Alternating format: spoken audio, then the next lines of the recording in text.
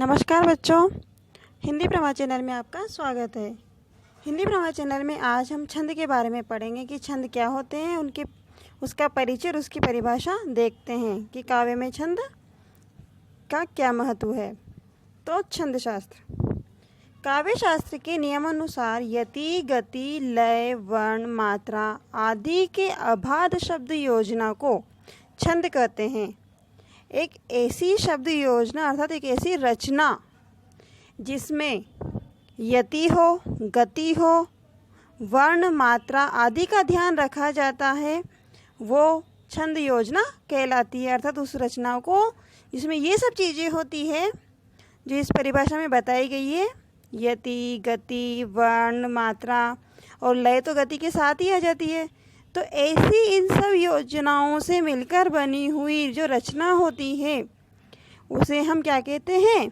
छंद योजना कहते हैं। अर्थात ऐसी योजना काव्य शास्त्र के नियमानुसार गाने योग्य होती है। एक प्रकार से हम कह सकते हैं जो ये छंद होते हैं ये गेय होते हैं। छंदों को हम गा सकते हैं, गाकर पढ़ते हैं ना। काव्य रचना जो होती है उसे हम गाकर तो पढ़ते हैं, तो ऐसी काव्य रचना जिसे हम गाकर पढ़ते हैं वो छंद युक्त होती है, छंद से बनी हुई होती है। और इसी में एक चीज़ देखिए आप, छंद शास्त्र जो होता है इसके प्रणेता किसे माना गया था? छंद का जो प्रणेता था, जो इसके आचार्य माने गए हैं वो कौन है? वो पिंगल माने गए हैं। कौन है छंद के आचार्य? प्रणेता पिंगल है, यानी इन्होंने ही छंद का ज़्यादा प्रादुर्भाव फैलाया था। और इन प्रणेता के होने के कारण ही छंद को पिंगल कहा जाता है। छंद को क्या कहा जाता है? पिंगल भी कहा जाता है। अब हम इसी परिभाषा में, इसकी जो परिभाषा थी उसमें हमने पढ़ा था वर्ण। तो वर्ण क्या होते हैं? ये वैसे तो आप सब लोग जानते होंगे कि वर्ण क्या होते हैं। वर्ण हमारी भाषा की सबसे छोटी इकाई होती है। हिंदी जब हम पढ़ते हैं तो हिंदी में हम वर्ण पढ़ते हैं सबसे पहले। अ से लेके ग तक के जो अक्षर होते हैं उन्हें क्या कहते हैं? हम वर्ण कहते हैं। अब ये जो हिंदी वर्णमाला के वर्ण होते हैं इन्हें हम हिंदी वर्णमाला में दो भागों में बांटते हैं। एक होता है स्वर और दूसरा होता है व्यंजन। ये स्वर और ये व्यंजन। स्वर में कौन कौन से वर्ण आते हैं वैसे तो आप लोग जानते होंगे, फिर भी मैं बता देती हूँ।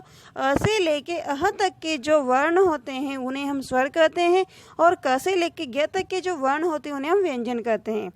और ये जो स्वर होते हैं इन्हीं स्वरों की क्या बनती है? मात्राएं बनती है। व्यंजन की मात्राएं नहीं होती है। अब उसी परिभाषा में एक थी यति। तो यति क्या होती है? यति का अर्थ होता है ठहराव अर्थात रुकना। जब हम किसी काव्य को पढ़ते हैं तो पढ़ते पढ़ते हम एक जगह पर रुकते हैं, विश्राम, जिसे हम विराम बोलते हैं, विश्राम बोलते हैं, रुकना बोलते हैं। तो उसी रुकना को गद्य में तो क्या बोलते हैं? विराम। और पद्य में क्या बोल देते हैं? उसे यति। पद्य में क्या बोल देते हैं? उसे यति बोल देते हैं, और गद्य में उसे क्या बोल देते हैं? विराम बोल देते हैं। तो हम इसको देखते हैं कि छंद को पढ़ते समय प्रत्येक चरण के अंत में ठहरना पड़ता है, और कभी कभी अगर चरण लंबा होता है तो हमें बीच में भी रुकना पड़ जाता है, एक बार या अधिक बार। तो इसी एक बार या अधिक बार के रुकने को, ठहरने को यति, विराम या फिर विश्राम कहा जाता है। अब आप सबके मन में आ रहा होगा कि इसमें चरण क्या आया है, चरण क्या होता है? तो चरण मैं बता देती हूँ। ये जो चरण है, चरण होता है छंद में जो पंक्तियाँ होती है, काव्य की पंक्तियाँ होती है, तो उस प्रत्येक पंक्ति को हम क्या कहते हैं? चरण कहते हैं। अब ये यति का हम देखते हैं उदाहरण।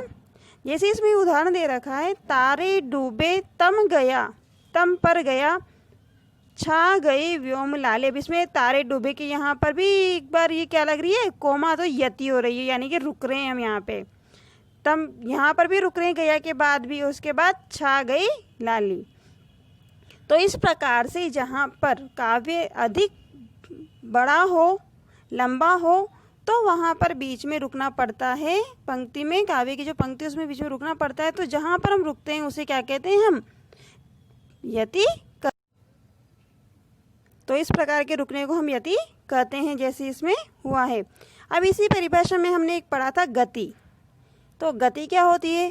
किसी भी छंद को, काव्य पंक्ति को जब हम पढ़ते हैं तो उसको पढ़ने में हम एक लय का प्रयोग करते हैं। एक लय में पढ़ा जाता है छंद हमेशा।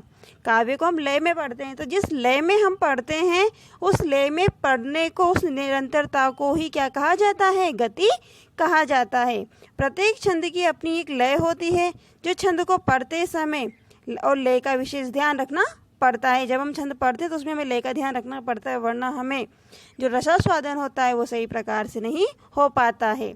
बरखा काल मेघ घन छाए, बरखा काल मेघ घन छाए।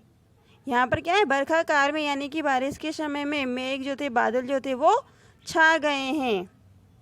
तुक, तुक किसे कहते हैं? आपने सबने रामायण की चौपाइयाँ पढ़ी होगी। रामायण की चौपाइयाँ पढ़ी नहीं होगी तो सुनी तो होगी, क्योंकि हमारे समाज में रामायण, जब भी रामायण पाठ कराया जाता है तो हम लोग सुनते हैं। तो उन चौपाइयों में लास्ट में एक तुक मिलती है, यानी कि एक जैसे समान स्वर्ण प्रयुक्त किए जाते हैं। तो वो जो एक जैसे समान स्वर आते हैं या समान वर्ण आते हैं, तो उन वर्णों के एक जैसे आने को ही हम क्या बोलते हैं? तुक बोलते हैं। ये तो इसमें क्या दे रखा है? छंद के चरण के अंत में होने वाली समान वर्णों की आवृत्ति क्या कहलाती है? तुक कहलाती है। अब अगला देखिए चरण। वैसे मैंने ये बता दिया तुम्हें पहले ऊपर, फिर भी मैं आपको यहाँ बता देती हूँ नीचे भी। चरण क्या होते हैं? छंद की प्रत्येक पंक्ति को चरण कहा जाता है। अब हम देखते हैं मात्रा। मात्रा क्या होती है? किसी वर्ण के उच्चारण में लगने वाला समय क्या कहलाता है? मात्रा कहलाता है। हमने देखा था कि स्वर मात्रा किस में होती है? स्वरों में ही होती है। आ की, ई की, उ की, ये जो मात्राएं होती है उनमें कुछ मात्राएं लघु होती है और कुछ मात्राएं दीर्घ होती है। वर्ण क्योंकि हमने जो पढ़े थे स्वर में कुछ लघु होते हैं और कुछ दीर्घ होते हैं, जिन्हें हम गुरु वर्ण कहते हैं। तो उसी आधार पर हम छंद में क्या करते हैं? मात्राओं का प्रयोग करते हैं। छंद में जो मात्राएं लगती है वो उन्हीं स्वरों के आधार पर लगती है। देखिए ये दे रखा है, मात्रा केवल स्वर वर्ण की ही होती है, व्यंजन की मात्राएं नहीं होती है, ये हम भी जानते हैं। तो मात्रा के दो भेद होते हैं। मात्रा के कितने भेद होते हैं? दो भेद होते हैं। एक लघु जिसे हम ह्रस्व कहते हैं और एक गुरु जिसे हम क्या कहते हैं? दीर्घ कहते हैं। लघु स्वर जो होते हैं उनमें आता है अ, ई, उ और री जो है ये लघु स्वर में आता है। और ह्रस्व स्वर में क्या आता है? इनके बाद बचे हुए जितने भी वर्ण होते हैं स्वर के, वो सारे दीर्घ स्वर में आ जाते हैं, जिन्हें गुरु स्वर भी कहा जाता है। अब हम सबसे पहले लघु मात्रा देखते हैं कि लघु मात्रा क्या होती है। वे स्वर जिनके उच्चारण में अल्प समय लगता हो। अल्प समय मतलब जिन्हें हम बोलने में कम समय प्रयोग करते हैं, जल्दी से जिन्हें हम बोल पाते हैं, जिनके बोलने में हमें कम समय लगता है, उसे हम क्या कहते हैं? अल्प समय लगना कहते हैं। और अल्प समय के आधार पर ही हम उन स्वरों को क्या कहते हैं? लघु स्वर कहते हैं।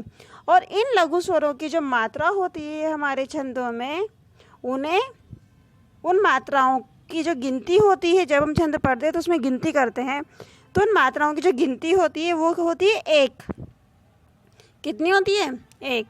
लघु स्वर का जो मान होता है, यानी कि उसका जो मापन हम मात्रा छंद में करते हैं वो एक करते हैं, एक गिना जाता है। और एक गिनने के साथ ही उसका जो चिन्ह होता है वो चिन्ह भी खड़ी पाई होता है। इस तरीके की खड़ी पाई जो होती है वो उसकी मात्रा चिन्ह होती है। उसके बाद ये जो लघु स्वर दे रखे हैं वो भी देख लो आप। मैंने वैसे तो आपको दिखा दिए थे, फिर भी आप एक बार वो देख लीजिए। अ, ई, उ, री, ये सब क्या है? लघु स्वर हैं। और इन सब की मात्रा ये होती है, ये गिना जाता है। और इनकी काउंटिंग भी ऐसे की जाती है, 1 2 3 4, यानी कि हर किसी मात्रा को एक गिना जाता है, एक से ज़्यादा नहीं गिना जाता। अब हम पढ़ते हैं गुरु मात्रा। हमने अभी स्वर मात्रा वो लघु मात्रा पढ़ी थी, अब हम गुरु मात्रा पढ़ते हैं। तो इसमें देखिए, वे स्वर जिनके उच्चारण में अधिक समय लगता हो गुरु स्वर कहलाते हैं।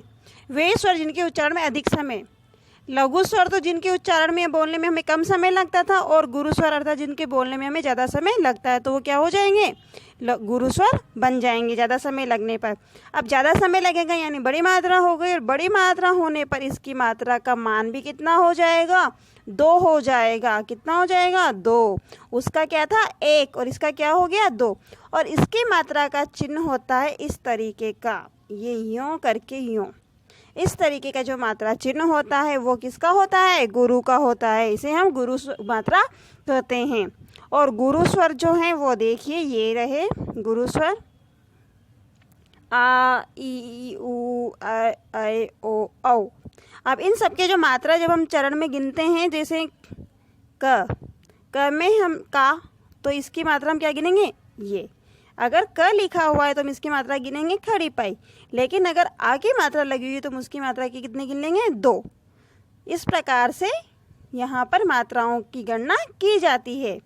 देखिए, जैसे मान लीजिए ये शब्द है काम, इस काम में हमने आगे क्या है, आ की मात्रा है क के, तो यहाँ पर इसकी मात्रा का मान कितना बन जाएगा, 2, और ये 1। अब इन दोनों की काउंटिंग करते हैं तो 2 और 1 3, तो इसमें छंद की मात्रा कितनी हो गई, 3। इस तरीके से मात्राओं की गणना की जाती है।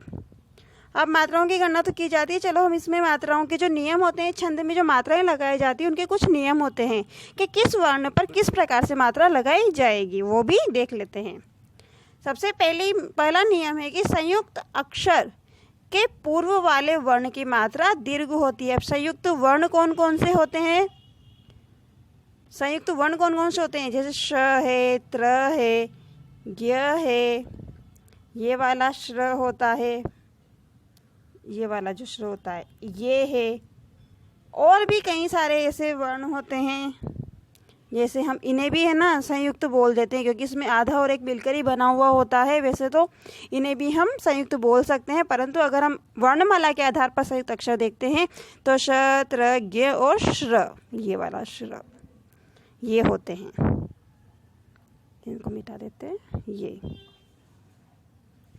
तो ये जो 4 हैं ये संयुक्त अक्षर होते हैं। तो इन संयुक्त अक्षर के पहले अगर ये आए हुए हैं शब्द में, तो इसके पूर्व का जो वर्ण होता है वो क्या हो जाता है, गुरु वर्ण बन जाता है। अब जैसे ये श्र था, इसके पूर्व में तो कोई वर्ण है नहीं, तो ये श्र हम लघु ही मानते हैं फिलहाल इसे, परंतु इसके पीछे भी क्या है, त्र।